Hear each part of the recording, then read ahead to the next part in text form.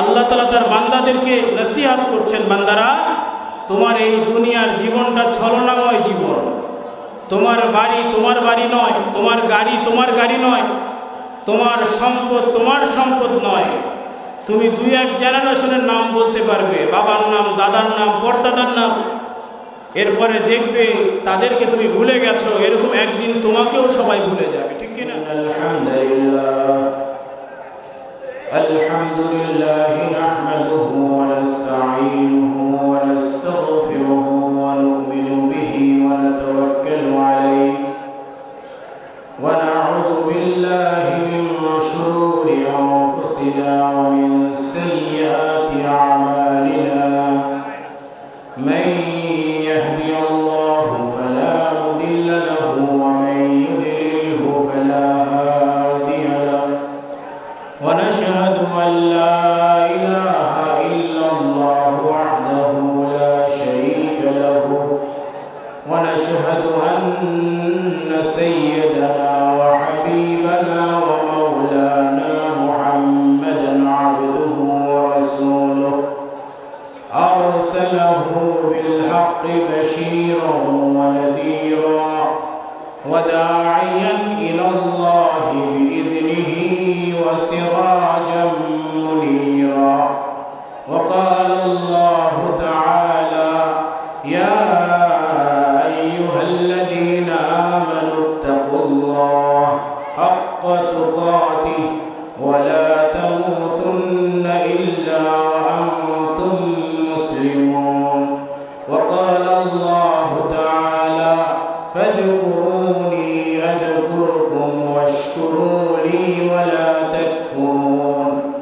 ইয়া আইয়ুহাল্লাযীনা আমানু ইসতাঈনু বিস-সাবরি ওয়াস-সালাহ ইন্নাল্লাহা মা'আস-সাবিরিন।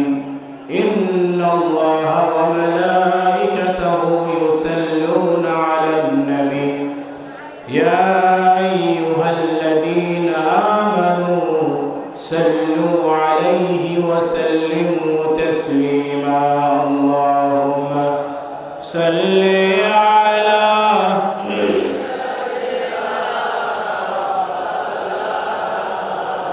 ওয়া আলা আলি সাইয়্যিদিনা।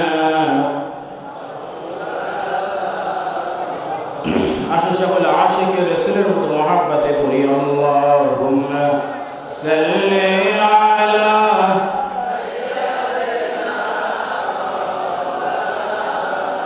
ওয়া আলা আলি সাইয়্যিদিনা। हमने आँखों से देखा नहीं है मगर उनकी तस्वीर सीने में मौजूद है, जिसने लाकर कलामे इलाही दिया वो मोहम्मद मदीने में मौजूद है। सल्लल्लाहु अलैहि मोहब्बत सल्लल्लाहु अलैहि सल्लल्लाहु अला सल्लल्लाहु अलैहि मुहम्मदुन बशरुन लैसा कल बशरी याकूतुन हजरुन लैसा कल हजरी। सल्लल्लाहु अला मोहब्बत सल्लल्लाहु अलैहि सल्लल्लाहु अला मुहम्मद सल्लल्लाहु अलैहि। बलगल उला बिकमालिही कशफत दुजा बिजमालिही हसनत जमीअ खिसालिही सल्लु अलैहि वालिही।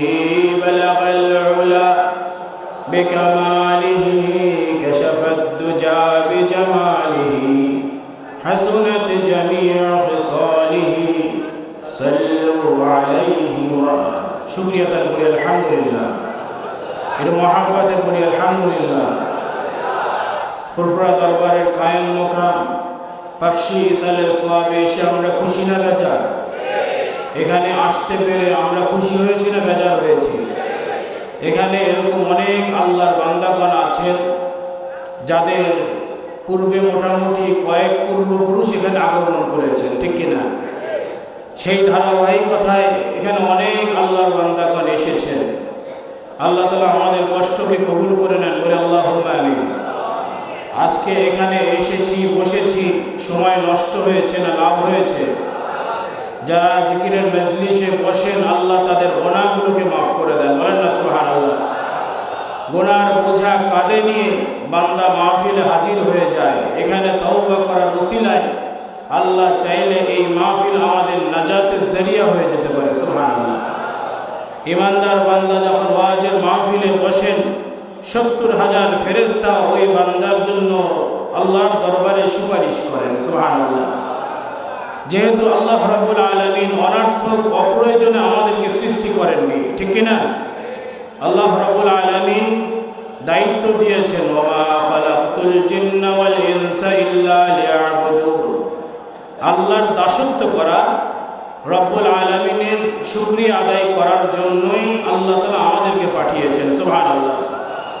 কিন্তু আমরা বাবার ভালোবাসা, মায়ের ভালোবাসা, সন্তানদের ভালোবাসা, পরিবারের ভালোবাসা আমাদের আছে, কিন্তু রব্বুল আলামিনের প্রতি যে আমাদের দায়িত্ব, আল্লাহ রব্বুল আলামিনের ভালোবাসা আমরা এখনও আদায় করতে পারি না, ঠিক কিনা ভাই?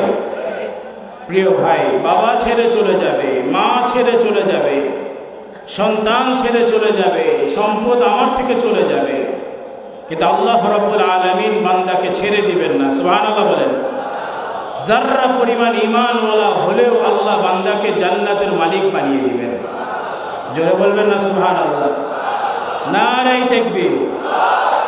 এটা মহাব্বতে পাকশির মতো স্লোগান দিবেন। পাকশিতে যেভাবে স্লোগান দেন, যেভাবে উত্তর দেন, ওইভাবে এখানে উত্তর দেব। রাজি আছি? ঝিমালে হবে না। আল্লাহ কবুল করে, বলে আল্লাহুম্মা আমিন।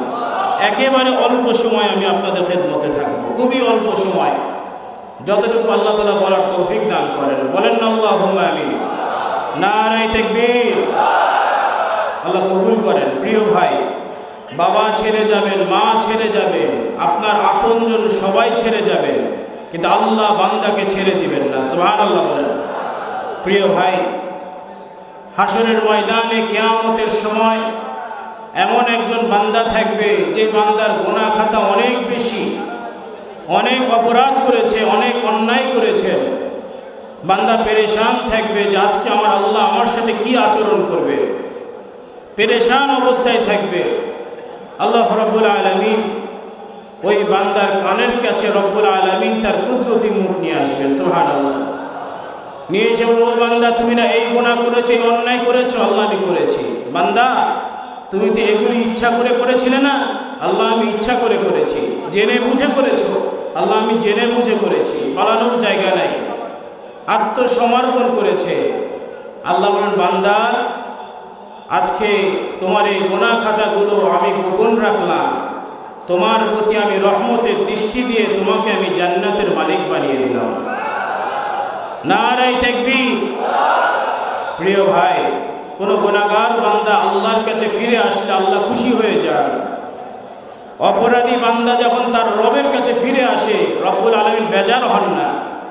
সে শত গুনাহ করার পরও, শত অপরাধ করার পরও একবার যদি বলে যে আল্লাহ আমি ফিরে এসেছি, আল্লাহ তার গুনাহগুলোকে মাফ করে তাকে জান্নাতের মালিক বানিয়ে দেন, সুবহানাল্লাহ। জোরে বলেন না সুবহানাল্লাহ। সৈয়দুল মুরসালিন সাহাবে আজমাইনকে ডেকে বললেন, ও সাহাবীরা, এই যে মেয়েটা, এর পেরেশানি কিসের? এত পেরেশান কেন? ইয়া নবী আল্লাহ, ইয়া রাসূলুল্লাহ, সে তার সন্তানকে হারিয়ে ফেলেছে। পরক্ষণে কিছু সময় না যেতে মা খুশি হয়ে যায়। আল্লাহর রাসূল বলেন, ও সাহাবীরা, মেয়েটা অত খুশি কেন? ইয়া নবী আল্লাহ, সে তার সন্তানকে ফিরে পেয়েছে। একজন মা তার সন্তানকে পেলে খুশি হয় না বেজার হয়? বলেন না, খুশি হয় না বেজার হয়? সন্তান হারিয়ে গেছে, হীরা দেন, মুক্তা দেন, স্বর্ণ দেন, রূপা দেন, মা বলবে আমার সন্তান কই? কি ঠিক কিনা?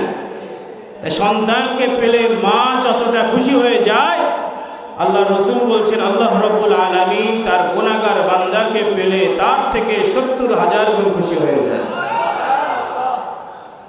ও সাহাবীরা, একজন মা যেমন তার হারানো বান্দাকে পেলে খুশি হয়ে যায়, আমার আল্লাহ তার থেকে 70,000 গুণ খুশি হয়ে যান যখন একজন গুনাহগার বান্দাকে আল্লাহ ফিরে পান। সুবহানাল্লাহ, নারায়ে তাকবীর।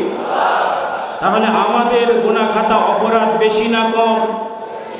এখনই যদি আমাদের মৃত্যুর ফয়সালা হয়ে যায়, আল্লাহ তাআলা আমাদের জন্য কি পরিণাম রেখেছেন, কবরে কি ফয়সালা হবে, আমরা নিজেরাই সেটা বিচার করতে পারি, ঠিক কি না? তবে হ্যাঁ, আল্লাহ রসুল সাল্লাল্লাহু আলাইহি ওয়াসাল্লাম বলেছেন, কুল্লু ইবনে আদম খাত্তাউন ওয়া খায়রুল খাত্তাইন আত-তাওয়াবুন। সকল আদম সন্তানই গুনাহগার, তবে তাদের মাঝে তারাই উত্তম যারা আল্লাহর কাছে বেশি করে ক্ষমা চায়। সুবহানাল্লাহ। কখন আমাদের ফয়সালা হবে এটা আমরা জানি না, তবে হ্যাঁ, যারা আল্লাহর কাছে ফিরে আসেন আল্লাহ তাদেরকে কবুল করে নেন। সুবহানাল্লাহ, নারায়ে তাকবীর। এজন্য প্রিয় ভাই, ঢিলামি দেওয়ার কোনো সুযোগ নাই। আমরা এখন এমন পর্যায়ে আছি যাতে করে যে কোনো সময় আমাদের কাছে আসতে পারে মালাকুল মউত, ডাক আসতে পারে।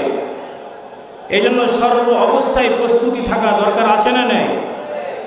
দুনিয়াবি মানুষরা যেভাবে চলেন, যারা রব্বুল আলামিনের প্রতি বিশ্বাস রাখেন না, যারা ইসলাম গ্রহণ করেননি, তাদের চলন আর আমাদের চলন কি এক হলে হবে? কথা বলেন। আমাদের একটা রুটিন আছে, আমাদের একটা নিয়ম আছে। আল্লাহ রাব্বুল আলামিন আমাদের জন্য বিধান দিয়েছেন, কি ঠিক কিনা? এই বিধান যদি আমরা যথার্থ পালন করতে পারি, এই বিধান যদি আমরা যথার্থভাবে পালন করতে পারি, ভুল ত্রুটি মানুষ মাত্র হয়ে যায়, কিন্তু বান্দা চেষ্টা করবে, এই চেষ্টা দেখেই আল্লাহ বান্দাকে জান্নাতের মালিক বানিয়ে দিবেন, এতে কোনো সন্দেহ নাই। আল্লাহ কোরআনুল কারীমে বলেছেন, কুল্লু নাফসিন যায়িকাতুল মাউত ওয়া ইন্নামা তুওয়াফাউনা উজুরাকুম ইয়াওমাল কিয়ামাহ ফামান যুহজিহা আনিন নার ওয়া উদখিলাল জান্নাতা ফাকাদ ফাজ ওয়া মাল হায়াতুদ দুনিয়া ইল্লা মাতাউল গুরুর। সুবহানাল্লাহ বলেন। আল্লাহ তাআলা তার বান্দাদেরকে নসিহত করছেন, বান্দারা, তোমার এই দুনিয়ার জীবনটা ছলনাময় জীবন।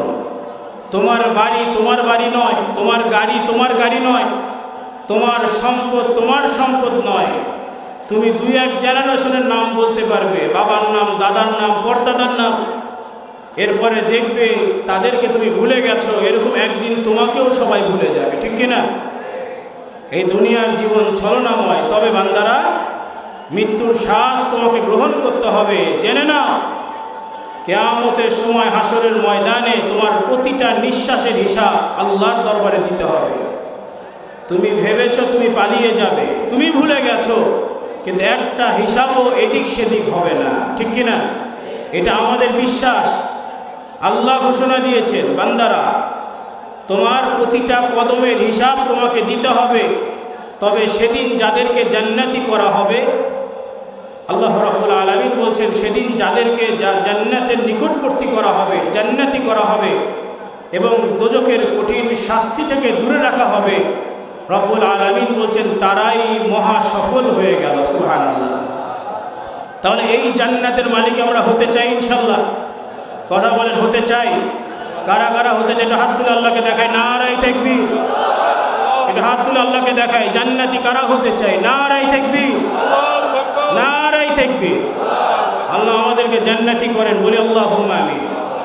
আল্লাহ কোরআনে বলেছেন, আল্লাযীনা আমানু ওয়া আমিলুস সালিহাত উলাইকা আসহাবুল জান্নাহ হুম ফিহা খালিদুন। যারা ঈমানকে সংরক্ষণ করবে এবং ভালো কর্ম দ্বারা, নেক আমল দ্বারা নিজের জীবনকে সাজাবে, আল্লাহ বলছেন তারাই জান্নাতি হবেন এবং জান্নাতে চিরস্থায়ী তারা বসবাস করবেন। সুবহানাল্লাহ। আচ্ছা, এই জান্নাত বান্দা পেলে খুশি হয় না বেজার হয়? আল্লাহ রাব্বুল আলামিন বান্দাকে জান্নাত দিবেন। বান্দা যাররা পরিমাণ চেষ্টা করলে আল্লাহ তাকে জান্নাতের মালিক বানিয়ে দিবেন। সুবহানাল্লাহ। প্রিয় ভাই, রব্বুল আলামিন বান্দার প্রতি সর্বোচ্চ দয়া করবেন। কিয়ামতের সময় হাসরের ময়দানে বিচার হয়ে যাবে, ফয়সালা হবে। সারমর্ম সংক্ষিপ্ত বলছি, একজন বান্দাকে আল্লাহ রব্বুল আলামিন জান্নাত এবং জাহান্নামের মাঝখানে দাঁড়া করিয়ে দিবেন। তার সামনের অংশ থাকবে জাহান্নামের দিকে, পিছনের অংশ থাকবে জান্নাতের দিকে। তো এই অবস্থায় বান্দা তো জানে যে এটাই তার শেষ হিসাব, এরপরে আর কোনো হিসাব হবে না, এটাই তার ফয়সালা। বান্দা কানবে, আল্লাহর কাছে আফসোস করবে, হায় হায় আমার পিছনে জান্নাত, জান্নাতের সুগন্ধ পাচ্ছি কিন্তু জান্নাত দেখতে পারছি না। বান্দা হাওয়া করে কানবে, আল্লাহ বান্দা তুমি কাঁদছো কেন? তোমার প্রতি কি আমি কোনো অবিচার করেছি? তোমার প্রতি কি আমি কোনো জুলুম করেছি? না রব্বুল আলামিন, আপনি কি করে অবিচার করেন, আপনি কি করে জুলুম করেন, তাহলে কাঁদছো কেন? আয় রব্বুল আলামিন, আমি এজন্য কাঁদছি যে আমার পিছনে জান্নাত, আমি জান্নাতের সুগন্ধ পাচ্ছি কিন্তু জান্নাতটা দেখতে পাচ্ছি না, এই জন্য আমি কাঁদছি। সুবহানাল্লাহ বলেন। আল্লাহ রাব্বুল আলামিন ফেরেশতাদের বলবেন, যাও আমার এই বান্দাকে জান্নাত দেখার সুযোগ করে দাও। সুবহানাল্লাহ বলবেন না? বান্দা আর কিছু চাবে না তো? আল্লাহ আমি আর কিছু চাবো না, ওয়াদা করছি আর কিছু চাবো না, অঙ্গীকার করবে। আল্লাহ তাআলা জান্নাতের নিকটে বান্দাকে নিয়ে যাবেন। বান্দা আবার কাঁদবে, আল্লাহ বান্দা তুমি আবার কাঁদছো কেন, আবার কাঁদছো কেন? আয় রব্বুল আলামিন, একটু জান্নাতের মাঝখানে দিলে আমি জান্নাতটা ভালো মতো দেখতে পেতাম। সুবহানাল্লাহ। বান্দা তুমি না বলেছিলে আর কিছু চাবে না? আল্লাহ এটা আমার শেষ চাওয়া, আমি আর কিছু বলবো না। বান্দা তুমি তো বলেছিলে আর কিছু চাবে না, আল্লাহ এটা আমার শেষ চাওয়া। সুবহানাল্লাহ। এখানে রব্বুল আলামিন এবং তার গোলামের ভালোবাসা, ঠিক কিনা? আল্লাহ এবং বান্দার সম্পর্ক, বান্দা আল্লাহর কাছে আবদার করবেন, আল্লাহ বান্দাকে দান করবেন। সুবহানাল্লাহ। রব্বুল আলামিন, বান্দা তুমি আর কিছু চাবে না? আল্লাহ আর কিছু চাবে না। ফেরেশতাদের বলবেন, যাও আমার বান্দাকে জান্নাতের মাঝে দিয়ে দাও, মাঝখানে দাঁড়া করিয়ে দাও।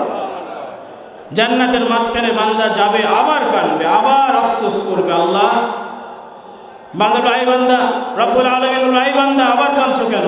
আয় রব্বুল আলামিন, এত নেয়ামত একটু কি ভোগ করতে পারবো না? এত নেয়ামত একটু কি ভোগ করতে পারবো না?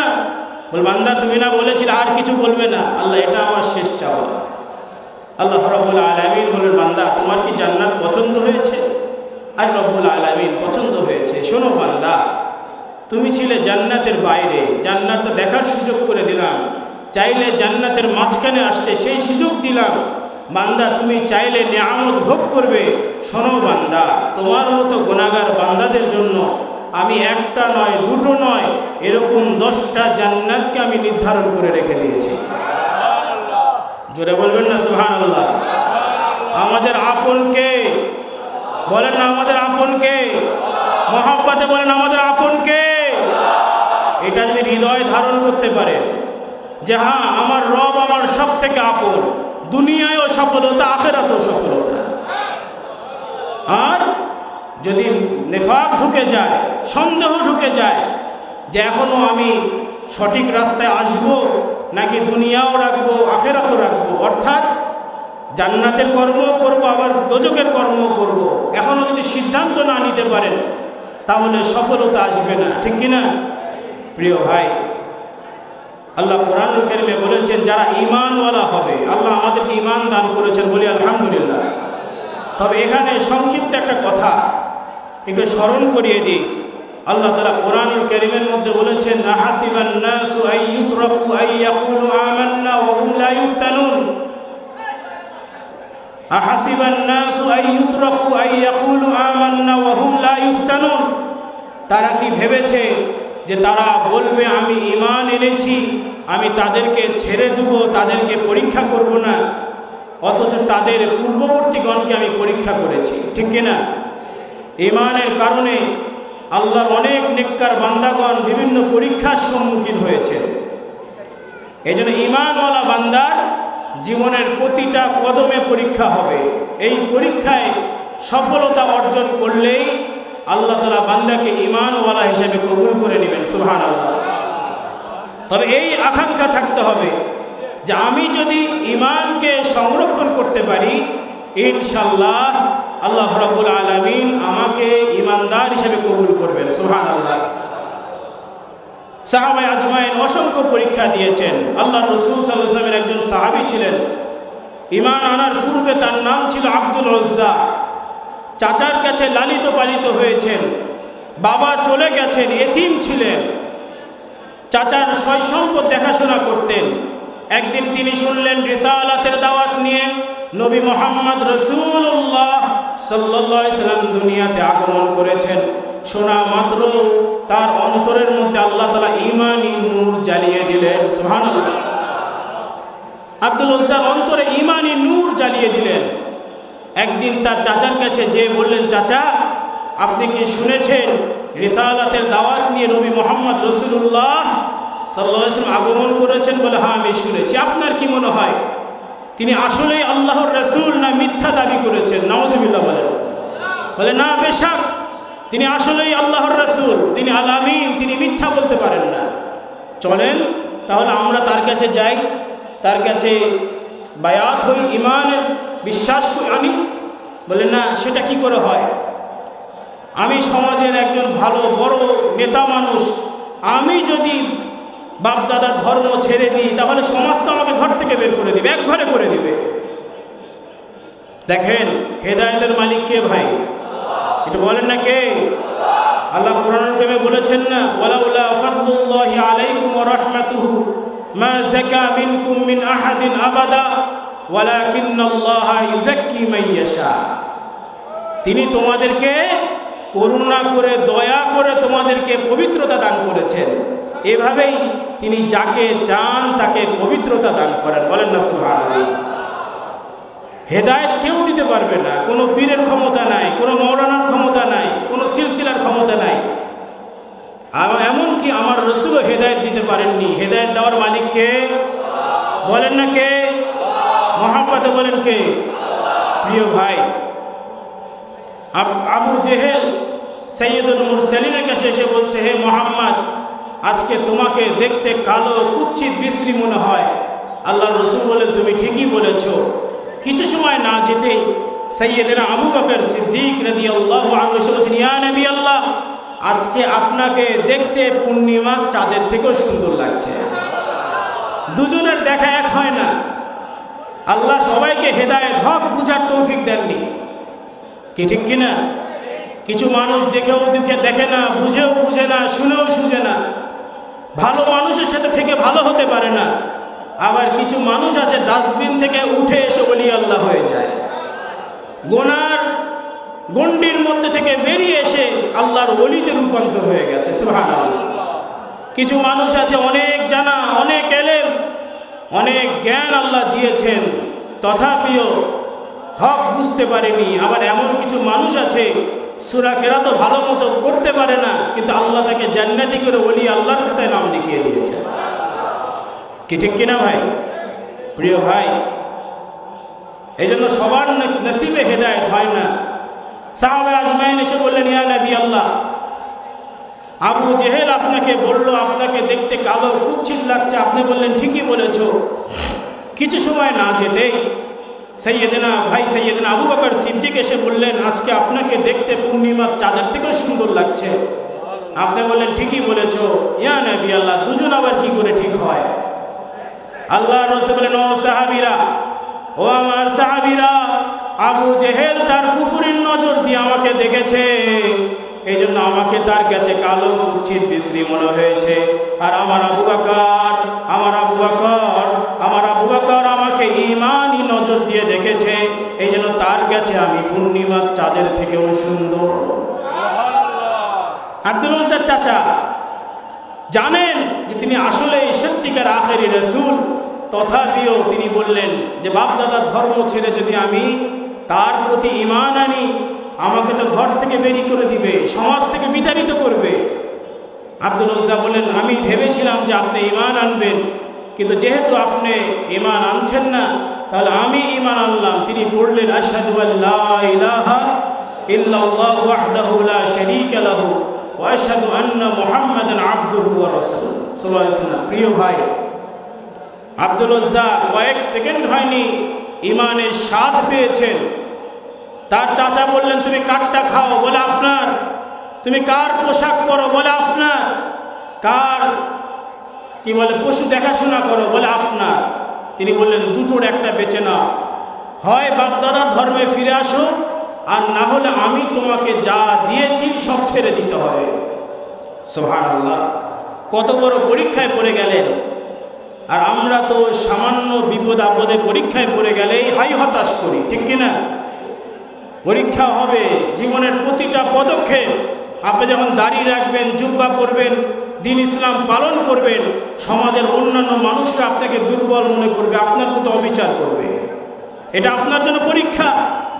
আপনার ঘরের পরিবার যদি পর্দা পুশিদা মেনটেন করে, মামাতো ভাই, খালাতো ভাই, ফুফাতো ভাই, চাচাতো ভাই এভাবে পর্দা পুশিদা মেনটেন করে, তারা জানে আল্লাহ রসুল বলেছেন যে মেয়ে লোক আত্মেমটা হয়ে ঘুরে বেড়াবে, বেপর্দা হয়ে ঘুরে বেড়াবে, এ তাকাবে, ও তাকাবে, সে তাকাবে, ওই মেয়ে যেন অনেক হাজার হাজার লাখ লাখ কোটি কোটি মানুষের সাথে কবিরা গুনাহ করতে করতে হাসরের ময়দানে যাচ্ছে। সে তার পরিবারকে পর্দা পুশিদায় রেখেছে। দেখবেন পাশে অন্যান্য আত্মীয় স্বজনরা সম্পর্ক ছিন্ন করবে যে এরা আমাদের সাথে সম্পর্ক রাখে না। এখানেও আপনাকে পরীক্ষায় করতে হবে, ঠিক কিনা? এভাবে জীবনের প্রতিটা জায়গায় আপনাকে পরীক্ষার সম্মুখীন হতে হবে। আপনি ভালোভাবে মানুষের সাথে সুন্দরভাবে আদব রেখে কথা বলবেন, তারা আপনাকে দুর্বল মনে করবে। এই জন্য প্রিয় ভাই, ইসলামী জীবনটা পালন করলে অনেক জালেম অবিচারকারী আপনাকে বিভিন্নভাবে হ্যারেস করবে, আপনাকে সেই পরীক্ষায় সফল হতে হবে, ঠিক কিনা? প্রিয় ভাই, আব্দুল উজ্জা পরীক্ষায় পড়ে গেলেন, বললেন আমি সব ছেড়ে দিতে পারি, আমি সব ছেড়ে দিতে পারি, কিন্তু ঈমান থেকে সামান্য একটু আমি নড়চড় হব না। সুবহানাল্লাহ, জোরে বলেন না সুবহানাল্লাহ। সব ছেড়ে দিতে পারি। কয়েক সেকেন্ডে আগে তিনি ঈমানের স্বাদ পেয়েছেন। তার চাচা বললেন তুমি কাঠটা খাও? বলে আপনার। কার পোশাক পরো? বলে আপনার। কার পশু দেখাশোনা করো? বলে আপনার। সব ছেড়ে দিতে হবে? বলে হ্যাঁ আমি সব ছেড়ে দিচ্ছি। বলে শুধু তাই নয়, তুমি যে পোশাকটা পরে আছো এটাও আমার পয়সা। তিনি খুলে ফেলে দিলেন। একজন যুবক নগ্ন হয়ে গেলেন, পোশাক খুলে তার মায়ের কাছে, বৃদ্ধা মায়ের কাছে যে বললেন একটা কোনো রকম কাপড়ের ব্যাপারে, কাপড় দেওয়ার জন্য অনুরোধ করলেন। ছিঁড়া একটা কম্বল কোনো রকম শরীরের মধ্যে জড়িয়ে সাইয়্যিদুল মুরসালিনের দরবারে রওনা হয়ে গেলেন। সুবহানাল্লাহ, আল্লাহ রসুলের দরবারে রওনা হয়ে গেলেন। কিছুদিন সাইয়্যিদুল মুরসালিন কিছুদিন পরে ওই রাস্তা দিয়ে যাওয়ার সময় একজন যুবককে দেখলেন উস্কো খুস্কো অবস্থায়, ক্ষুধার্ত অবস্থায় রাস্তার পাড়ে পড়ে আছে। জিজ্ঞেস করলেন, এই যুবক তুমি কে? তোমার পরিচয় কি? তিনি বললেন আমার নাম আব্দুল উজ্জা, আমি ঈমান এনেছি। ঈমান আনার কারণে আমার চাচা, আমার বাবা নাই, আমি এতিম, আমার চাচা আমাকে ঘর থেকে বের করে দিয়েছে।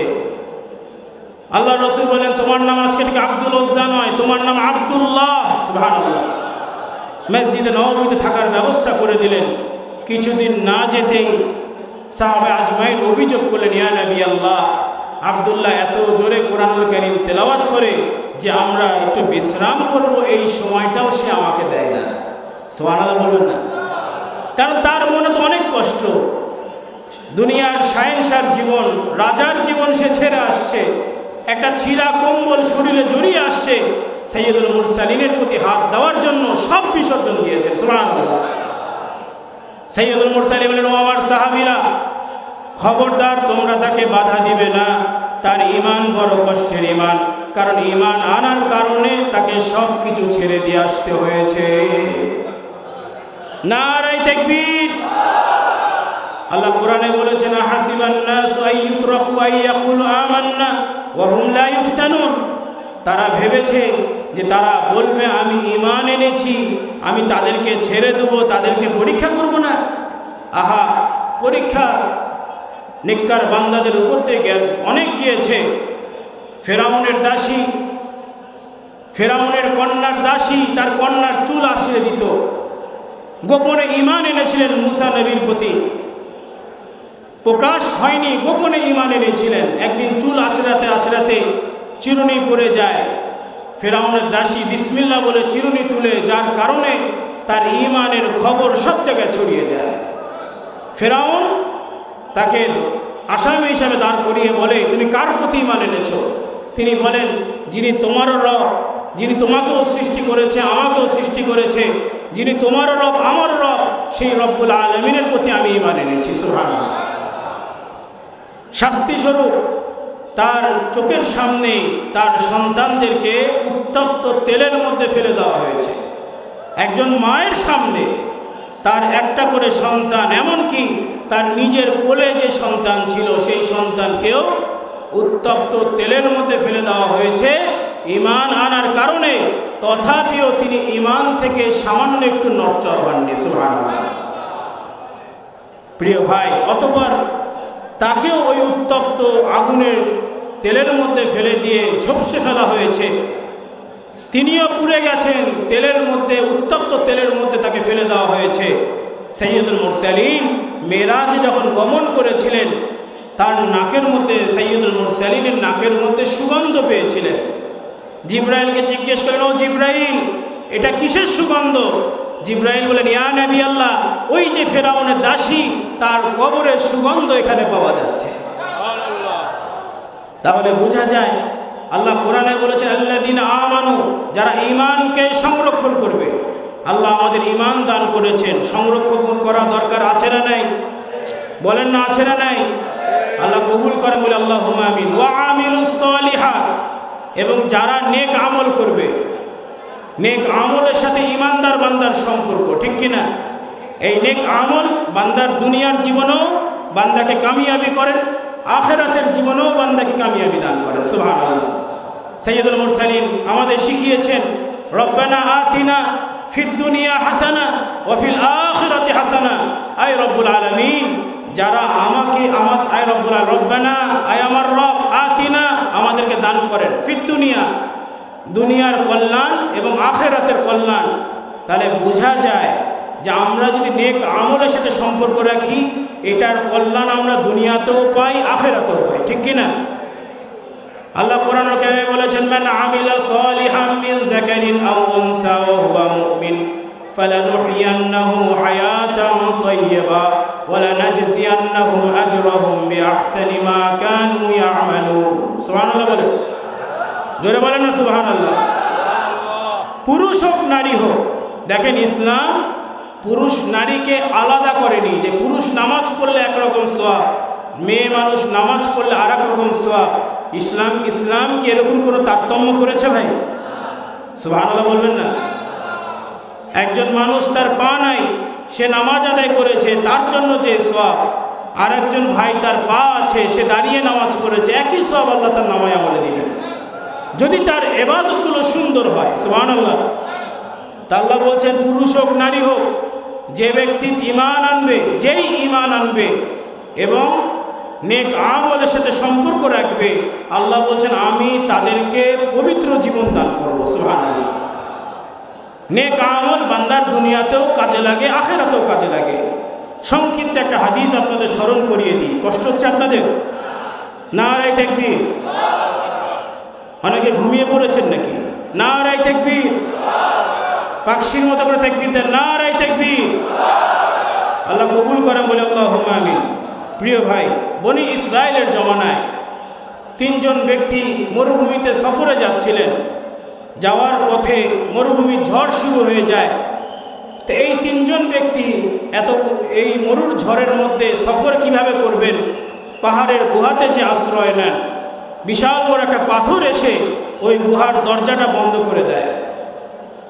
এখন এত বিশাল মরুভূমির মধ্যে, এতগুলো পাহাড়ের মধ্যে কোন গুহাতে সে আটকা পড়েছে, এই খবর কি দুনিয়ার কেউ জানে? কথা বলেন, কেউ জানে? এটার খবর কে রাখেন? আল্লাহ রাখেন, ঠিক কিনা? তাহলে এই যে কঠিন পরীক্ষায় তারা পড়ে গেলেন, পাথর তো সরানোর শক্তি তার নাই। চিন্তা করলেন কি করা যায়।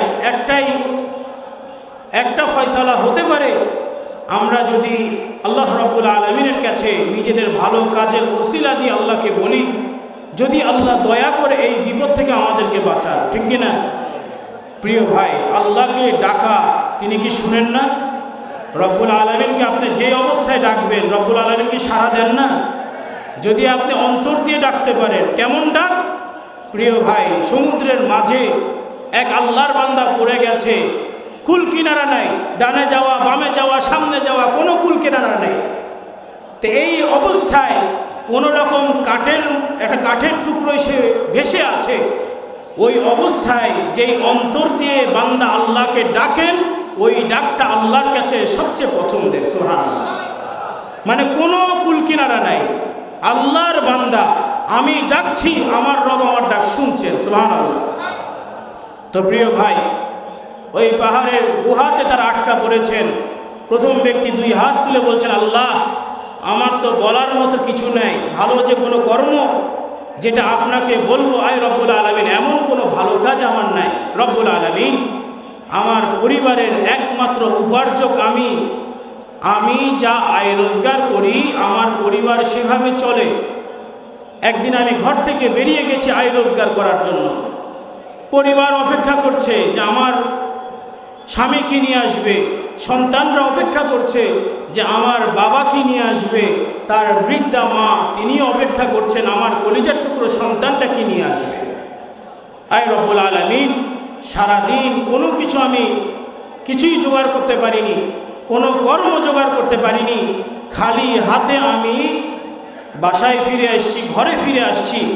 এসে দেখি যে আমার সন্তানদের না খেয়ে থাকার কারণে মুখগুলো শুকিয়ে গেছে, আমার পরিবার সেও না খেয়ে আছে, এমনকি আমার বৃদ্ধা মা তিনিও না খেয়ে আছেন। আয় রব্বুল আলামিন, আমি তো কিছু তাদের জন্য করতে পারিনি। পরিবার 1 গ্লাস দুধ হাতে নিয়ে বলল, এই দুধের গ্লাসটা তুমি নাও, তুমি সারাদিন পরিশ্রম করেছো, দুধের গ্লাসটা নিয়ে তুমি দুধটা খেয়ে নাও। আয় রব্বুল আলামিন, আমি দুধের গ্লাস হাতে নিলাম, আমি নিজে খেলাম না, এমনকি আমার পরিবার তাকেও দিলাম না, সেও না খেয়ে আছে। আমার কলিজার টুকরো 2টো সন্তান, তাদেরকেও দিলাম না। আয় রব্বুল আলামিন, এই দুধের গ্লাসটা নিয়ে খুব যত্ন করে আমার মাকে আমি খাওয়িয়ে দিয়েছিলাম। আল্লাহ, এতে যদি আপনি খুশি হন, আমি বিপদে পড়েছি, আল্লাহ আপনি আমাকে সাহায্য করেন। রব্বুল আলামিন দয়া করলেন, ওই গুহার পাথরটাকে রব্বুল আলামিন সরিয়ে দিলেন। বলেন না সুবহানাল্লাহ। নারায়ে তাকবীর। প্রিয় ভাই, পিতা মাতার খেদমত করলে বরকত হয় না? বরকত হয় না?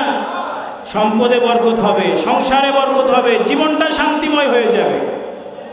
আর আমরা সন্তানের জন্য খরচ করতে গেলে হিসাব করি না, মায়ের কি বলে পরিবারের জন্য খরচ করতে গেলে হিসাব করি না, যত বড় লিস্ট দেয় কোনো কথা হবে না, ইচ্ছা মতো খরচ করি। কিন্তু বাবা মার জন্য কিছু কিনতে গেলে হিসাব করি যে আমার বেশি খরচ হয়ে গেল কিনা। ঠিক কিনা? প্রিয় ভাই, নিজের মানসিকতা চেঞ্জ করা দরকার।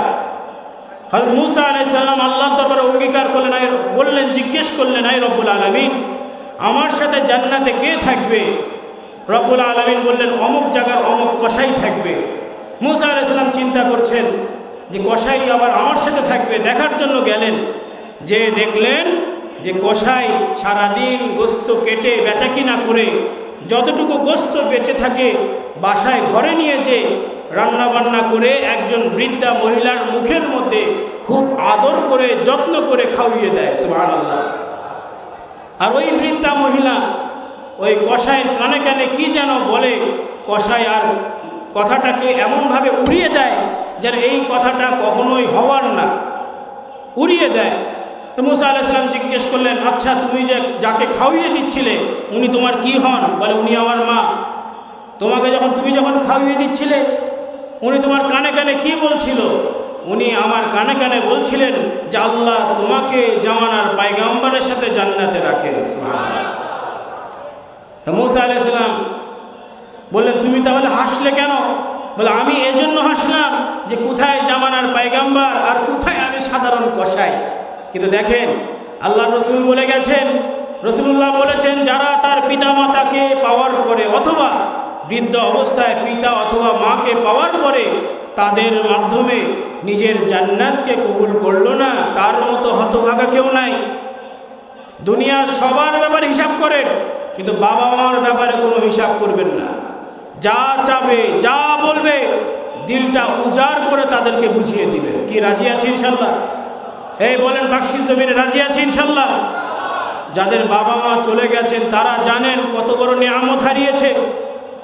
এই জন্য বাবা মা যতদিন আছে খেদমত করবেন, কখনোই ঘরের মধ্যে কোনো অভাব হবে না। আল্লাহ কবুল করেন বলে আল্লাহুম্মা আমিন, বলেন আল্লাহুম্মা আমিন। প্রিয় ভাই, দ্বিতীয় বনি ইসরায়েলের ওই যে দ্বিতীয় ব্যক্তি, সে হাত তুলে বলছে, আল্লাহ এই ভাইয়ের তো কিছু ভালো কাজ আছে, আমার তো সেটাও নাই। রব্বুল আলামিন জীবনে একবার আপনাকে ভয় করে এক আল্লাহর বান্দার হক আমি তাকে বুঝিয়ে দিয়েছিলাম। সুবহানাল্লাহ। আমার অনেকগুলো বকরি ছাগল আছে যেগুলি দেখার জন্য একজন রাখাল রেখেছিলাম। একদিন রাখাল আমাকে কিছু না বলে চলে যায়, তার কিছু পারিশ্রমিক আমার কাছে জমা ছিল। আমি সেই পারিশ্রমিক দিয়ে আরও কিছু ছাগল কিনি, বকরি কিনি। তো দীর্ঘদিন পরে সেগুলি আর একটা বিশাল পালে রূপান্তর হয়ে গেছে, অনেক বাচ্চা কাচ্চা হয়ে বড় বকরি পাল হয়ে গেছে। একদিন কসাই, একদিন রাখাল এসে বলছে যে আমার হক, আমার পারিশ্রমিক আপনার কাছে ছিল, এই পারিশ্রমিক আপনি আমাকে বুঝিয়ে দেন। আর আমি চিন্তা করলাম যে তার অর্থ দিয়ে আমি এগুলি কিনেছি, এগুলি তার হক। আমি বললাম এক কাজ করো, এই যে যেই ছাগলের পালটা আছে এটা তোমার, তুমি নিয়ে চলে যাও। হ্যাঁ, বলে আপনি কি আমার সাথে মশকরা করেন? আমি আপনার কাছে সামান্য কিছু পয়সা পাই, এত বড় ছাগলের পাল নিয়ে আমি করব কি? বলে না, এটা তোমার পয়সা দিয়ে কেনা হয়েছে, এটা তোমার হক, তুমি নিয়ে যাও। আয় রব্বুল আলামিন, ওই লোকটার অন্তর এত শক্ত ছিল, রব্বুল আলামিন শেষ পুরো ছাগলের পালটা নিয়ে চলে গেছে। আমি যে তার পিছনে কিছু খরচ করেছি, আমাকে দু চারটা কিছু দিয়ে যায়নি। আয় আল্লাহ, আপনাকে ভয় করে বান্দার হক বান্দাকে বুঝিয়ে দিয়েছিলাম। আল্লাহ, এতে যদি আপনি খুশি হন, আমি বিপদে পড়েছি, আল্লাহ আপনি আমাকে সাহায্য করেন। রব্বুল আলামিন দয়া করলেন, ওই গুহার পাথরটাকে আল্লাহ সামান্য একটু সরিয়ে দিলেন। বলেন না সুবহানাল্লাহ। তাহলে হকুল ইবাদ দরকার আছে না নাই? একজন ভালো মানুষ, উপকারী মানুষ হবেন, কারো ক্ষতির কারণ হবেন না। রাজি আছি ইনশাল্লাহ? উপকারী মানুষের দাম আছে না নাই? সাইয়্যিদুল মুরসালিন রাহমাতুল আলামিন মুহাম্মদ রাসূলুল্লাহ সাল্লাল্লাহু আলাইহি সাল্লাম সর্বদা মানুষের উপকার করেছেন, কারো ক্ষতি করেননি। কি ঠিক কিনা?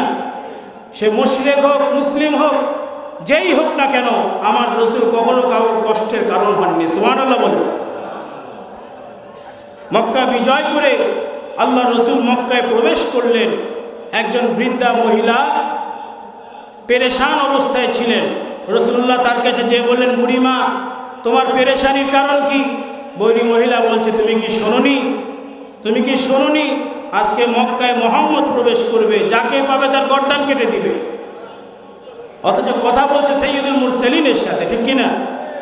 বলে পেরেশানি কিসের? বলে এই বোঝা, এইটা টানার শক্তি আমার নাই। মক্কায় যাকেই বলি কেউ আমার কথা শুনে না। আল্লাহ রাসূল বলেন, চলো আমি তোমাকে সহযোগিতা করি। সুবহানাল্লাহ। আমি তোমাকে সহযোগিতা করি। একজন মুশরিক, বিধর্মী, তার সহযোগিতা করছেন কুল কায়নাতের বাদশা সাইয়্যিদুল আম্বিয়া রাহমাতুল আলামিন। জোরে বলেন না সুবহানাল্লাহ।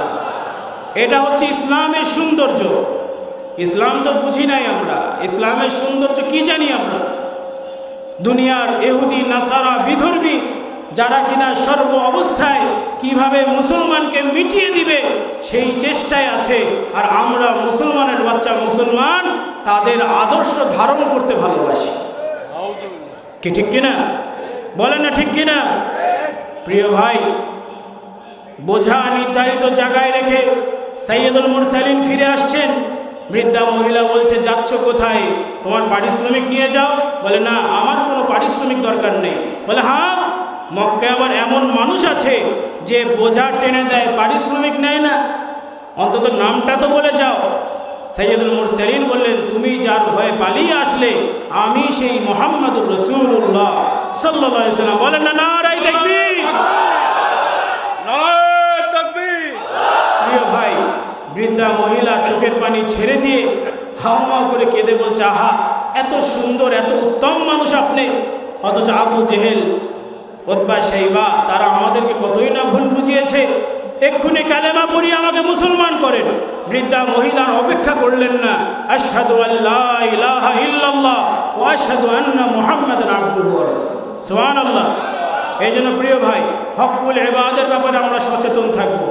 একজন ভালো মানুষ, উপকারী মানুষের দাম আছে। আল্লাহর কাছে সবচেয়ে প্রিয় ব্যক্তি যে ব্যক্তি মানুষের উপকার করে। সুবহানাল্লাহ। রাসূলুল্লাহ সাল্লাল্লাহু আলাইহি ওয়াসাল্লাম বলেছেন, তোমাদের কোনো ভাইয়ের প্রয়োজনে তুমি যদি তাকে একটু সঙ্গ দাও, আল্লাহ রসুল বলেছেন 30 দিন ইতিকাফ করার থেকেও এটা আমার কাছে বেশি পছন্দের। কোনো ভাই ক্ষুধার্ত আছে, তার ক্ষুধাকে তুমি মিটিয়ে দিলে।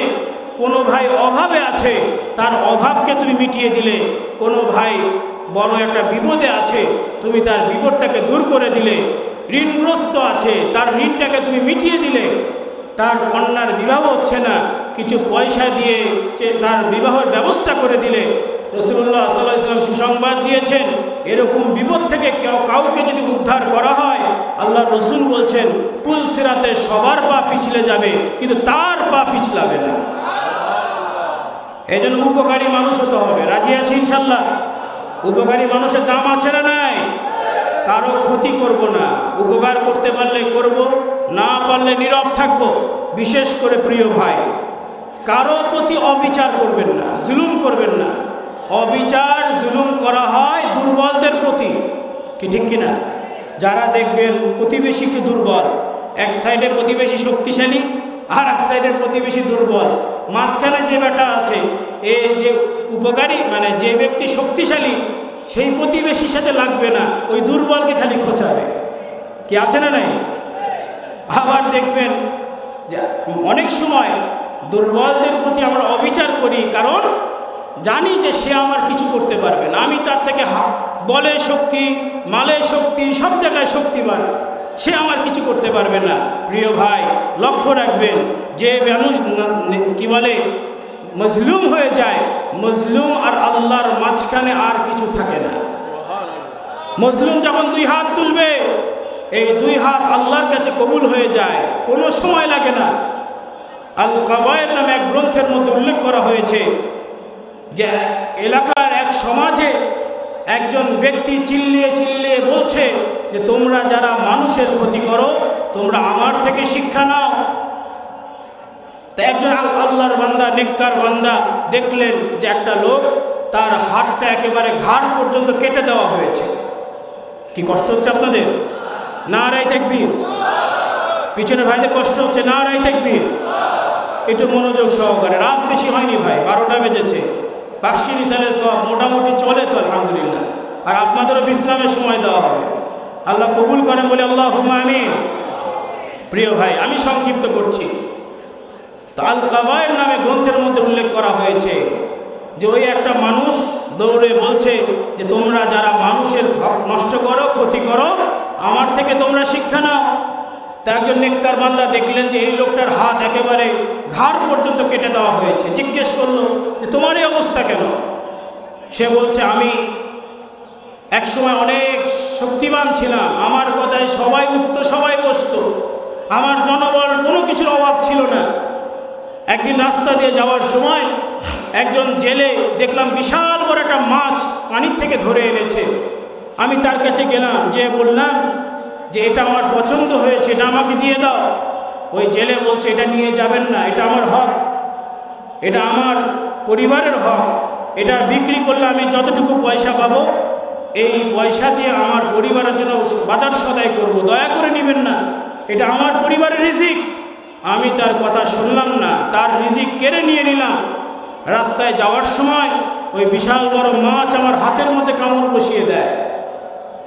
আমি তো মনে করেছি মাছের কামড় এমন কি হবে, কিন্তু কিছুদিন না যেতেই প্রচণ্ড হাতের ব্যথা আমি অনুভব করলাম। ডাক্তারের কাছে যে জিজ্ঞেস করলাম, ডাক্তার সাহেব আমার এই অবস্থা কেন? আমি তো সহ্য করতে পারছি না। ডাক্তার বললেন আপনার এখানে পচন ধরে গেছে, কেটে দিতে হবে। কবজি পর্যন্ত কেটে দেওয়া হলো। কিছুদিন না যেতে আবার ব্যথা বেড়ে গেল, আবার সহ্য করা যাচ্ছে না। তিনি আবার গেলেন, আবার যে বললেন ডাক্তার সাহেব দেখেন আমি তো সহ্য করতে পারছি না। বললেন উপায় নাই, আপনার বাকি অংশ পচন ধরে গেছে, এবার কোনোই পর্যন্ত যদি আমি না কেটে দিই, এটা বাড়তে বাড়তে আপনার মৃত্যুর কারণ হয়ে যাবে। আমি বললাম যা করতে হয় করেন, আমি তো সহ্য করতে পারছি না। একেবারে কোনোই পর্যন্ত হাত কেটে ফেলা হলো। কিছুদিন না যেতেই আবার তার ব্যথা বেড়ে গেল, আর সহ্য করতে পারে না। আবার গেলেন, কি চিকিৎসা করেন আপনি? এরকম কেমন চিকিৎসা করছেন? যতই আমি ট্রিটমেন্ট করছি সুস্থ হচ্ছি না কেন? ডাক্তার সাহেব ছিলেন একজন আল্লাহওয়ালা মানুষ। তিনি বললেন, আচ্ছা আপনি কি কারো প্রতি কোনো অবিচার করেছেন? কারো প্রতি কি কোনো জুলুম করেছেন? কারণ আমি তো এরকম মানুষ দেখি নাই, আমি তো এরকম কোনো চিকিৎসা করি নাই যে আমি চিকিৎসা করলাম আবার পচন ধরছে, নিশ্চয়ই আপনি কারো ক্ষতি করেছেন, ঠিক কিনা? বলে আগে যান, তার কাছে ক্ষমা চান, তার বদদোয়া লেগে গেছে, সে ক্ষমা না করলে আপনার বাঁচার আর কোনো সুযোগ নেই। আমি চলে গেলাম খুঁজে খুঁজে, ওই যে মাঝি তাকে খুঁজে বের করলাম, ওই যে জেলে তাকে খুঁজে বের করে বললাম, তুমি কি আমাকে চিনতে পেরেছো? বলে না, আপনাকে তো চিনি নেই। বলে ওই যে আমি সেই মানুষ যে তোমার রিজিক কেড়ে নিয়েছিলাম। বলে আপনার আবার এই অবস্থা কীভাবে হলো?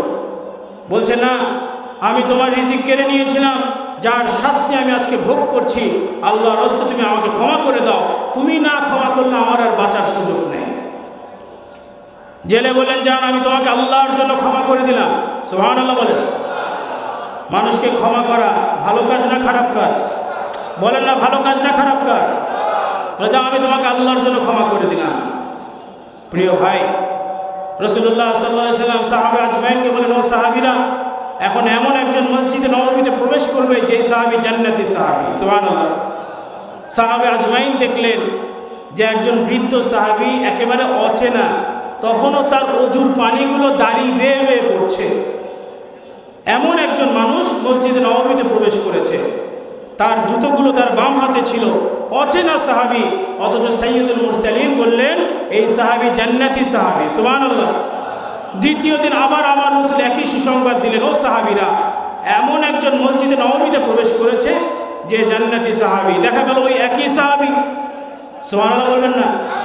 যিনি জান্নাতের দরজা খুলবেন, যিনার শাফায়াত ছাড়া জান্নাতে যাওয়া যাবে, যিনি আপনাকে আমাকে হাউজে কাউসার দান করবেন, সাইয়্যিদুল মুরসালিন ঘোষণা দিয়েছেন এই সাহাবী জান্নাতি। একদিন নয়, দুদিন নয়, 3 দিন। সুবহানাল্লাহ। একজন সাহাবী তার বাড়িতে গেলেন, ভাই তোমার বাড়িতে আমি মেহমান হতে চাই, তুমি কি আমল করো এটা আমি দেখব এবং আমি শিখব। সুবহানাল্লাহ। উদ্দেশ্য তার এটা। মেহমান হিসাবে কিছুদিন থাকার পর একদিন বলেই ফেললো, ভাই মূলত আপনার বাড়িতে এজন্য আমি মেহমান হয়েছি, আল্লাহর রাসূল বলেছেন আপনি জান্নাতি সাহাবী, কিন্তু এই কয়েকদিন থেকে যা দেখলাম আপনি যে আমলগুলো করেন এর থেকে আমার আমল অনেক বেশি। আল্লাহর রাসূল কেন আপনাকে জান্নাতি বললেন এটা আমার বুঝে আসে নাই। লোকটা চলে যাচ্ছে, পিছন থেকে সাহাবী ডেকে বলছে, ভাই মূলত তুমি যে আমলগুলো আমার দেখেছো, শুধু এগুলি আমার আমল না, আমার আরেকটা আমল আছে। যেহেতু সাইয়্যিদুল মুরসালিন বলেছেন আমি জান্নাতি, এই আমলটা তোমাকে বলে দেওয়া এটা আমার দায়িত্ব। সুবহানাল্লাহ। সে আমলটা কি? সে আমলটা হলো সারাদিন আমি লেনদেন করার পরে, ওঠা বসা করার পরে, চলাফেরা করার পরে, রাতের বেলা বিশ্রামে যাওয়ার সময় আল্লাহর কাছে 2 হাত তুলে ফরিয়াদ করি, আয় রব্বুল আলামিন, সারাদিন অনেকের সাথে লেনদেন করেছি, অনেকের সাথে উঠা বসা করেছি, অনেকের সাথে চলাচল করেছি, আয় রব্বুল আলামিন, এদের মধ্যে যারা আমাকে কষ্ট দিয়েছে আল্লাহ আমি তাদেরকে মাফ করে দিলাম, তুমিও আমাকে মাফ করে দাও। সুবহানাল্লাহ। জোরে বলবেন না সুবহানাল্লাহ? তাহলে মানুষকে ক্ষমা করা ভালো কাজ না খারাপ কাজ? জোরে বলেন, ভালো কাজ না খারাপ কাজ? প্রিয় ভাই, তো এই যে জেলে তাকে বলা হলো তুমি আমাকে ক্ষমা করে দাও, সে বলল যাও আমি তোমাকে আল্লাহর জন্য ক্ষমা করে দিলাম। সুবহানাল্লাহ। অথবা ওই ব্যক্তি চোখের পানি ছেড়ে দিয়ে বলে, ভাই আমি যখন তোমার রিজিক কেড়ে নিয়েছিলাম তুমি আল্লাহর কাছে কি অভিযোগ করেছিলে? জেলে বলছে আমি আল্লাহর কাছে অভিযোগ করেছিলাম, আল্লাহুম্মা মান আরানি কুওয়াতাহু ফি দাইফি ফাআরানি কুওয়াতাকা আলাই। আয় আল্লাহ, যারা আমাকে দুর্বল পেয়ে তাদের শক্তি দেখিয়েছে, আল্লাহ আপনার শক্তি আপনি তাদের প্রতি দেখিয়ে দেন। তাহলে মজলুমের দোয়া এর থেকে বড় শাস্তি আর কিছু হতে পারে না, ঠিক কিনা? এই জন্য দুনিয়াতে কখনো উপকারী মানুষ হব, খারাপ মানুষের অন্তর্ভুক্ত হব না। রাজি আছি ইনশাল্লাহ? বলেন আল্লাহুম্মা আমিন। উপকার করতে পারলে করব, না পারলে নীরব থাকবো, কখনো কারো ক্ষতির কারণ হব না। আল্লাহ কবুল করেন, বলে আল্লাহুম্মা আমিন। জোরে বলেন আল্লাহুম্মা আমিন। মহাব্বতে বলেন আল্লাহুম্মা আমিন। প্রিয় ভাই, মানুষকে উপকার করা এটা আল্লাহওয়ালা মানুষের কাজ। সুবহানাল্লাহ, আমার রসুল শিখিয়ে গেছেন, আমি আপনাদের শুনিয়েছি। প্রিয় ভাই, উপকারী মানুষ হতে গেলে একটা গুরুত্বপূর্ণ বিষয়টি উল্লেখ করে যায়। দুটো গুণ মানুষের লাগে, একটা হচ্ছে মানুষকে ক্ষমা করার মানসিকতা, আর দ্বিতীয় একটা বড় গুণ বিনয় এবং নম্রতা। সুবহানাল্লাহ, বিনয় নম্রতা না থাকলে কখনোই আপনি উপকারী মানুষ হতে পারবেন না। আল্লাহ কোরআনে বলেছেন, ওয়া ইবাদুর রহমান আল্লাযীনা ইয়ামশুনা আলাল আরদি হাওনান ওয়া ইযা খাতাবাহুমুল জাহিলুনা ক্বালু সালামা। কে বলেছেন ভাই? রহমানের বান্দা তো তারাই যারা সমাজে নম্রতার সাথে বিনয়ের সাথে চলাচল করে। সুবহানাল্লাহ বলবেন না? আচ্ছা বলেন, আমরা যারা সমাজে উগ্রভাবে চলাফেরা করি, কিসের বড়াই করি? হয় সম্পদের বড়াই, নয় টাকার বড়াই, নয় প্রভাব শক্তির বড়াই, ক্ষমতার বড়াই করে আমরা সমাজে চলাচল করি। একটুখানি সাময়িকভাবে একটু সুযোগ পাওয়ার কারণে পা আর মাটিতে লাগে না। কুল কায়নাতের বাদশাহ সৈয়দুল আম্বিয়া, তামাম পৃথিবীর সকল সৃষ্টি যাকে কেন্দ্র করে, তামাম পৃথিবীর সকল বিষয় তাকে কেন্দ্র করে, সকল নিয়ামত যার কদমে, সৈয়দুল মুরসালিন তিনি কতটা বিনয় নম্র ছিলেন জানেন? সাহাবায়ে আজমাইন গোস্ত কাটছেন, রান্নাবান্না করবেন, আল্লাহ রসুল আগিয়ে গেলেন, জিজ্ঞেস করলেন, ও সাহাবীরা, তোমরা তো নিজেরা কাজগুলো ভাগ করে নিলে, তোমরা আমার জন্য কি কাজ রাখলে? সুবহানাল্লাহ, সাহাবায়ে আজমাইন নিজেরা কাজ ভাগ করে নিয়েছেন। আল্লাহ রসুল, ও সাহাবীরা, তোমরা তো নিজেরা কাজ ভাগ করে নিলে, আমার জন্য তোমরা কি কাজ রাখলে? সুবহানাল্লাহ বলবেন না? আল্লাহ রসুল কাজ করবেন, সাহাবায়ে আজমাইন কি সহ্য করতে পারেন? সুবহানাল্লাহ, যাররা পরিমাণ আমার রসুল কষ্ট পাবেন এটাও তো তারা সহ্য করতে পারেন না, ঠিক কিনা? রসুলুল্লাহকে ভালোবেসেছেন হৃদয় দিয়ে, কেমন মহাব্বত, কেমন ভালোবাসা ছিল, একটু নমুনা আমি সংক্ষিপ্ত বলে যাই। প্রিয় ভাই, আল্লাহ রসুল সাল্লাল্লাহু আলাইহি ওয়াসাল্লাম সাহাবীকে ডেকে বললেন, ও সাহাবী, উহুদের ময়দানে যাও এবং আমার সাআদকে খুঁজে বের করো, সাআদকে খুঁজে বের করো এবং জিজ্ঞেস করো, আমি পাঠিয়েছি, এবং জিজ্ঞেস করো, ও সাআদ তুমি কেমন আছো? সাহাবী দৌড়ে গেলেন উহুদের ময়দানে, খুঁজে দেখলেন কোথাও সাআদ রাদিয়াল্লাহু আনহুকে খুঁজে পাওয়া যাচ্ছে না। শহীদগণ যেখানে পড়ে আছেন, হযরত সাআদ ক্ষত বিক্ষত অবস্থায়, রক্তাক্ত অবস্থায় সেখানে পড়ে আছেন। সুবহানাল্লাহ, জীবন চলে যায়, শেষ নিঃশ্বাস কোনো রকম আটকে আছে। সাহাবী তখন পৌঁছে যেয়ে বললেন, সাআদ রাদিয়াল্লাহু আনহুকে যে বললেন যে আল্লাহর রসুল আপনাকে জিজ্ঞেস করেছেন আপনি কেমন আছেন। হযরত সাআদ বলেন, আমার রসুলকে আমার সালাম পৌঁছে দিও, আল্লাহর রসুলের কাছে আমার সালাম পৌঁছে দিও, আর আল্লাহর রসুলকে বলো, ইয়া নবী আল্লাহ, সাআদ বলেছে সাআদ এখন জান্নাতের সুগন্ধ পাচ্ছে। সাআদ বলছে যে সাআদ এখন জান্নাতের সুগন্ধ পাচ্ছে, আর আমার ভাইদের কাছে পৌঁছে দিও, আমার ভাইদের কাছে পৌঁছে দিও যে তোমাদের কেউ বেঁচে থাকতে আমার রসুল যেন সামান্য একটু কষ্ট না পায়। এটা সাআদ তোমাদের কাছে বলে গেছে, যদি কষ্ট পায় আল্লাহর কাছে কোনো অভিযোগ চলবে না। সুবহানাল্লাহ বলবেন না? জীবন চলে যাচ্ছে, জান বেরিয়ে যাচ্ছে, তথাপিও তার চিন্তা আমার রসুল কেমন আছে। এটা হচ্ছে সাহাবায়ে আজমাইনের ভালোবাসার নমুনা। সুবহানাল্লাহ বলেন। প্রিয় ভাই, এইভাবে সাহাবায়ে আজমাইন রসুলুল্লাহকে ভালোবেসেছেন। তো প্রিয় ভাই, সংক্ষিপ্ত করছি, গোস্ত কাটাকাটি হয়েছে, আল্লাহ রসুল বললেন, তাহলে এক কাজ করো, তোমরা সবাই তো কাজগুলো ভাগ করে নিলে, আমি জঙ্গলে যে কিছু লাকড়ি নিয়ে আসি, এই গোস্তগুলো রান্নার জন্য যতটুকু লাকড়ি লাগে এগুলো আমি জঙ্গল থেকে নিয়ে আসি। সুবহানাল্লাহ, হাদিসের মধ্যে পাওয়া যায়। প্রিয় ভাই, তাহলে বিনয় নম্রতা ছাড়া ভালো মানুষ হওয়া যায়? বলেন, বিনয় এবং নম্র হতে হবে। আপনাকে দেখলে জানি দুর্বল মানুষরা আপনাকে জড়িয়ে নেয়, আপনাকে দেখলে জানি অসহায় মানুষরা আপন করে নেয়, শিশুরা জানি আপনার হাত ধরতে আনন্দিত হয়, মানুষজন আপনাকে কথা বলতে জানি খুশি হয়। এরকম একজন ভালো মানুষ হবেন। ওই সাপ, বাঘ, বিচ্ছুকে যেমন ভয় করে, ওরকম আপনাকে জানি মানুষ ভয় না করে। কি ঠিক কিনা? আল্লাহ আমাদেরকে ভালো মানুষের অন্তর্ভুক্ত করেন, সকলে বলে আল্লাহুম্মা আমিন। তো প্রিয় ভাই, শেষ কথা বলে যায়, বনি ইসরায়েলের জমানায় দ্বিতীয় ব্যক্তি বলেন, আল্লাহ আপনার ভয়ে আমি তার হক তাকে পূর্ণ বুঝিয়ে দিয়েছি, আল্লাহ এতে যদি আপনি খুশি হন, আমি বিপদে পড়েছি, আল্লাহ সাহায্য করেন। রব্বুল আলামিন ওই গুহার পাথরটাকে আরো একটু সরিয়ে দিলেন, বলেন না সুবহানাল্লাহ। তৃতীয় ব্যক্তি আল্লাহর কাছে হাত তুলে বলছে, আল্লাহ এই দুই ভাইয়ের তো কিছু ভালো কাজ আছে। একজন ভাই তার মায়ের হক দিয়ে জান্নাতি হয়েছেন, মানে নিয়ামত পেয়েছেন, আর একজন ভাই হকুল ইবাদ দিয়েছেন। আল্লাহ আমি তো কিছুই করতে পারিনি, তবে হ্যাঁ জীবনে একবার আপনাকে ভয় করে আমি কবিরা গুনাহ থেকে বেঁচেছিলাম। সুবহানাল্লাহ বলবেন না? সমাজে এলাকায় একজন সুন্দরী মহিলার প্রতি আমি আসক্ত ছিলাম, বিভিন্ন কলা কৌশলে সয় সম্পদ দিয়ে তাকে দীর্ঘদিন ধরে বুঝিয়ে সুঝিয়ে আমি যখন তার নিকটবর্তী হলাম, ওই মহিলা খালি একটা কথাই বলল যে তুমি যে আমার কাছে আসলে, তোমার আল্লাহ কি তোমাকে দেখে না? তুমি কি তোমার আল্লাহকে ভয় করো না? যেই না এই কথাটা মহিলা বলেছে, আল্লাহ এমনভাবে আপনার ভয় আমার অন্তরে তৈরি হয়েছে, আল্লাহ আপনার ভয়ে আমি পালিয়ে গিয়েছিলাম, গোনাতে লিপ্ত হইনি। আল্লাহ এতে যদি আপনি খুশি হন, আমি বিপদে পড়েছি, আপনি আমাকে সাহায্য করেন। রব্বুল আলামিন দয়া করলেন। বনি ইসরায়েলের তিনজন ব্যক্তি ওই গুহার মধ্যে আটকে পড়েছিলেন, আল্লাহ দয়া করে খুশি হয়ে ওই গুহার পাথরটাকে রব্বুল আলামিন সম্পূর্ণরূপে সরিয়ে দিলেন। নারাই তাকবীর।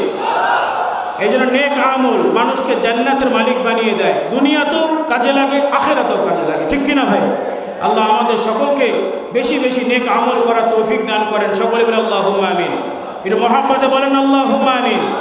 আল্লাহ কোরআনুল কারীমে বলেছেন, আল্লাযীনা আমানু ওয়া আমিলুস সালিহাত লা নুকাল্লিফু নাফসান ইল্লা উসআহা উলাইকা আসহাবুল জান্নাহ হুম ফিহা খালিদুন। আল্লাহ বলছেন, বান্দারা তোমার প্রতি আমি এমন কিছু চাপিয়ে দিই নাই যেটা তুমি করতে পারবে না। তোমার যা হয়, কোনো অসহায় গরিবের প্রতি আমি হজ করা চাপিয়ে দিই নাই, যাকাত দেওয়া চাপিয়ে দিই নাই।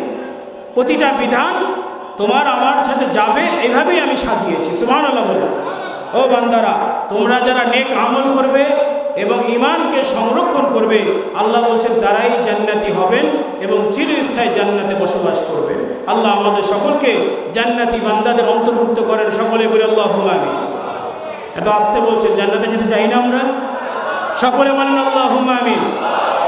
মহাব্বতে বলেন আল্লাহুম্মা আমিন। বলেন আল্লাহুম্মা আমিন।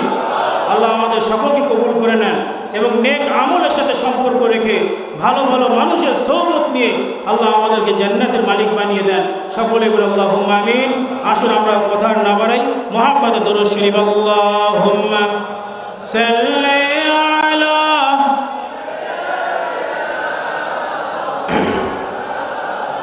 ওয়া আলা আলি সাইয়্যিদিনা। প্রিয় ভাই, এটা আশিকে রসুলের মতো দরুদ পড়া যাবে না ইনশাল্লাহ? আশিকে রসুল, রসুল্লাহকে মহব্বত করি আমরা? মহব্বত করেন কি? বাতাসার মহব্বত, জিলাপির মহব্বত, অন্তর দিয়ে মহব্বত করি তো আমরা? কারা করি? তো আল্লাহকে হাত দেখায়। নারায়ে তাকবীর। বলে নারায়ে তাকবীর। এটা মহব্বতে দরুদ শরীফ। আল্লাহুম্মা সাল্লি আলা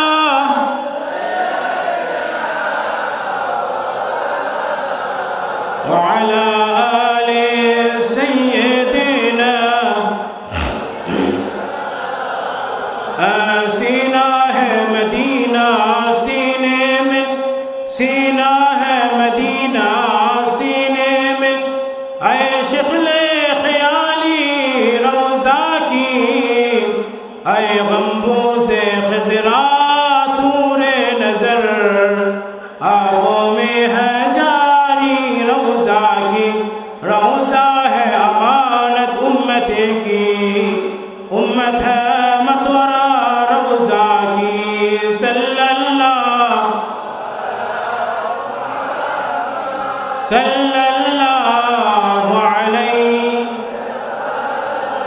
सल्लल्लाहु अला मुहम्मद सल्लल्लाहु अलैहि। আমার ভাইরা, এই যে আমি মুখতাসার খুবই অল্প সময়, কারণ আমি জানি এখন অনেক রাত গভীর, আমি খুব অল্প সময় আপনাদের খেদমতে নিয়েছি, কষ্ট পেয়েছেন আপনারা? আমি যতটুকু কথা বলেছি আপনারা রাগ করেছেন? আল্লাহ আমাদের সকলকে, মানুষ মাত্র ভুল ত্রুটি হয়, আল্লাহ আমাদের ভুল ত্রুটিগুলো ক্ষমা করে এবং ভালো ভালো কথাগুলো আপনাকে আমাকে সকলকে আমল করা তৌফিক দান করেন। এই পাকশির ময়দানে যারা বসে আছেন আল্লাহ সকলকে আশিকে রাসূল হিসেবে কবুল করেন এবং সকলকে জান্নাত হিসেবে কবুল করে নেন। জান্নাত কোনো দরবার ইজারা নেয়নি যে অমুক দরবারের মুরিদ হলে জান্নাতি হবে, অমুক জায়গায় গেলে জান্নাতি হবে। বরং আপনি যদি সুন্দর করে শিরিক মুক্ত, বেদাত মুক্ত আমল করতে পারেন, ইনশাল্লাহ আল্লাহর কাছে রহমতের আশা করবেন, আল্লাহ রহমত করে দয়া করে আমাদেরকে জান্নাতের মালিক বানিয়ে দিবেন। এবার আপনার চোখ আছে কি, কান আছে, পা আছে কি খোরা, এগুলি আমার আল্লাহ দেখবেন না, কলব দেখবেন বান্দা কোন অন্তর দিয়ে আমল করেছে, ঠিক কিনা? আল্লাহ আমাদের সকলকে কবুল করেন। সকলে আল্লাহুম্মা